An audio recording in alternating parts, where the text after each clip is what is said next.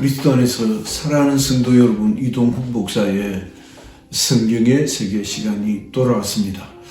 벌써 금년도 마지막 달을 맞이하게 되었습니다.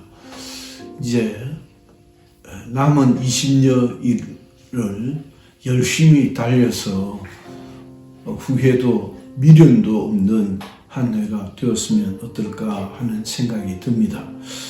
오늘도 나와 나의 하나님과의 관계를 성경은 어떻게 묘사하고 있는가를 계속해서 살펴볼까 합니다. 오늘의 주제는 신랑과 신부의 관계로 성경은 나와 하나님과의 관계로 그렇게 그리고 있더라는 것입니다. 제가 본격적으로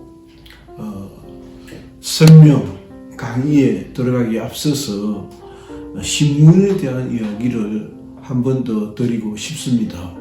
신랑과 신부를 혹은 목자와 양과의 관계도 마찬가지입니다만은 제가 나와 나의 하나님과의 관계를 성경은 어떻게 그리고 있나를 묵상하고 또 이를 좀 더 신학적으로 정리를 하면서 느끼는 것은 참 신부님께서 하셨던 말씀들이 기억나고 그 영광과 실력을 어떻게 필적할 수 있을까, 따라갈 수 있을까 상상이 잘 되지 않는 그런 느낌을 받았습니다.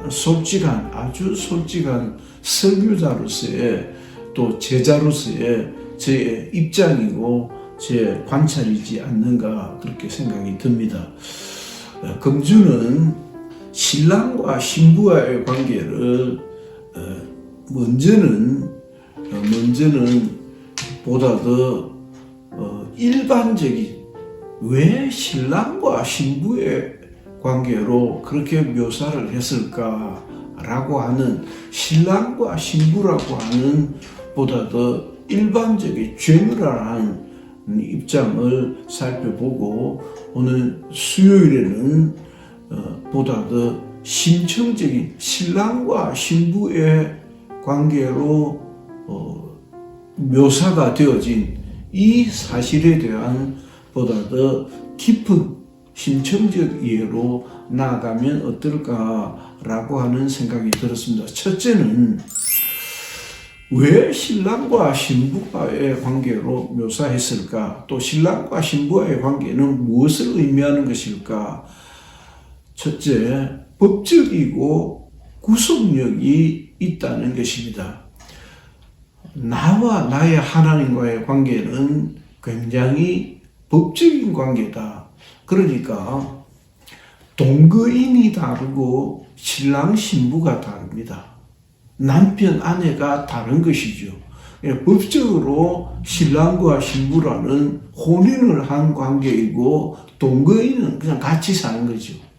법적 구속력이 없지만은 그냥 같이 사는 관계고 신랑과 신부는 법적 구속력을 가지는 것이다 라고 생각이 듭니다. 따라서 그 신랑과 신부는 법적으로 구속력을 가지는 것으로 서로 연결되어져 있다라고 하는 것이고 그 법적이라는 개념이 무엇일까? 그것은 신랑과 신부로서의 육체적 결합, 성적인 결합을 의미하는 것일 것입니다. 따라서 그 경험은 굉장히 실제적 경험이다. 신랑과 신부의 관계의 경험은 실제적인 경험이고 신랑이 신부를 보호하고 신부가 신랑을 맞이하는 것과 같은 그런 보호의 개념까지도 포함해서 신랑이 신부를 보호하고 보호에 대한 책임을 느끼고 의무를 느끼고 또 신부가 신랑을 커버하고 채워주는 그런 의무를 느끼고 또 책임을 느끼는 것과 같은 것입니다. 그 모든 것이 법적이고 또한 구속력을 가지는 것이다. 그것은 굉장히 리얼한 경험이다 라고 하는 말씀을 꼭 드리고 싶습니다. 두 번째, 왜 신랑과 신부로 표현했을까? 순결입니다. 순결하고 흠 없는 사이여야 한다를 빼놓고 신랑과 신부를 이야기할 수 있을까요? 연애하는 친구가 아니고 신랑과 신부는 신부만이 신랑에 대해서 법적 구속력을 가지는 것은 아닐 것입니다. 그래서 신랑은 신랑으로서 신부는 신부로서 순결하고 흠 없는 관계를 유지해야 한다. 신랑에 대해서, 신부에 대해서 말이죠. 다른 어떤 사람에 대해서 순결하고 흠 없는 관계여야 한다는 것은 아닐 것입니다. 오직 한 사람 그 신랑에 대해서, 오직 한 사람 그 신부에 대해서, 그래서 우리가 실제 결혼식에 가보면 신랑과 신부가 서약을 할 때에 주례자가 당사자들에게 순결하고 흠 없어야 할 것에 대해서 당부를 하고 또 서약을 받는 그런 모습을 볼 수가 있습니다. 그러니까 다시 한번 말씀드립니다. 신랑과 신부는 서로에 대하여 순결하고 흠 없는 모습으로 갖추어져야 할 것을 포함하고 있다라고 말씀드릴 수 있겠습니다. 셋째, 이는 신랑과 신부는 모두에서도 잠깐 서치면서 말씀을 드렸습니다만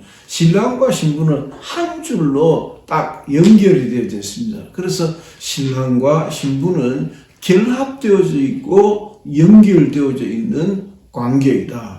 다시 말씀드리면 신랑과 신부는 결합되어져 있으면서 또한 신랑은 신부에게 직선으로 연결이 되어져 있고 신부는 신랑에게 직선으로 연결이 되어져 있다. 그래서 신랑과 신부는 법적 구속력과 동시에 마음의 구속력, 도덕적 구속력, 관습적 구속력까지도 가지는 연결되어져 있는 관계이다라고 말씀드리는 것이 보다 더 실제적이고 정상적인 설명이지 않겠는가 하는 생각이 듭니다.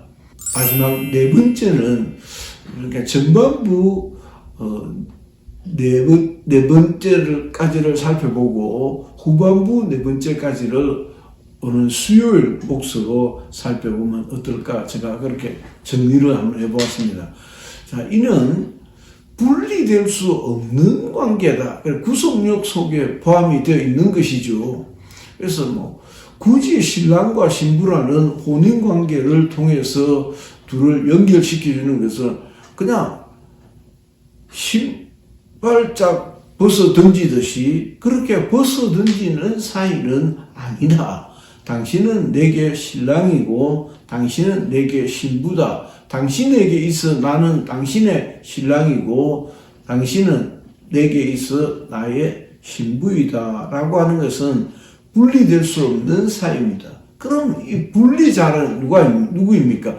디아블로스라는 마귀입니다. 마귀는 끝없이 둘 사이를 분리하게 합니다. 다시 말하면 마귀는 하나님에 대한 대적자 사타노스라는 존재인데 이 하나님께 대적하는 이 존재는 나와 하나님 사이를 끊임없이 분리하는 디아블로스, 분리자로서의 역할도 톡톡히 하고 있고 그것이 그가 가지는 본질인 것입니다.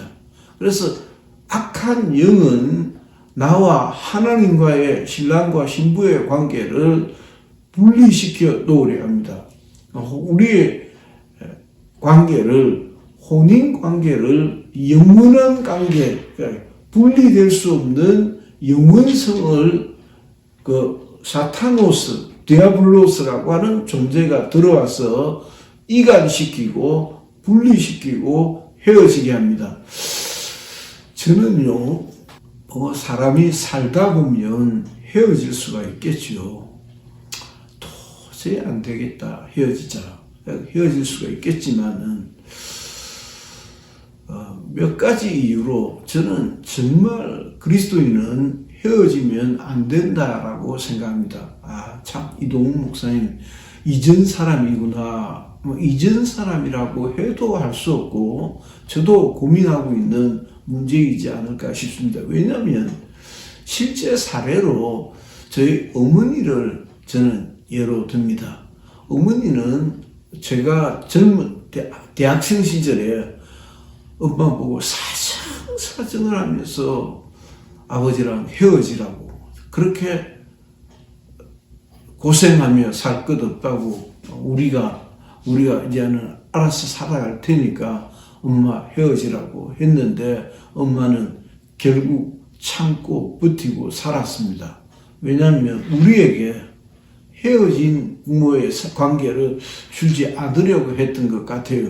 어쩌면 친정을 의식했는지도 모르죠. 마찬가지입니다. 친정을 의식을 했든 하나님을 의식을 했든 자식들을 의식을 했든 내가 헤어지면 안 된다라고 생각하셨고 끝내 어머니는 잘 참으셨고 그 참았던 것의 그 보상이랄까요? 위로를 어머니는 정말 톡톡히 받는다라고 하기에는 좀 겸연쩍은 이야기입니다만은 어머니는 많은 위로를 받았다 생각합니다. 물론 저도 헤어질 수밖에 없는 사이가 있을 수 있다는 것에 대해서 인정합니다. 그러나 디아블로스라고 하는 이 분리자가 우리와 하나님과의 영원한 관계, 결혼했다는 신랑과 신부라는 이 영원성을 가지는 관계를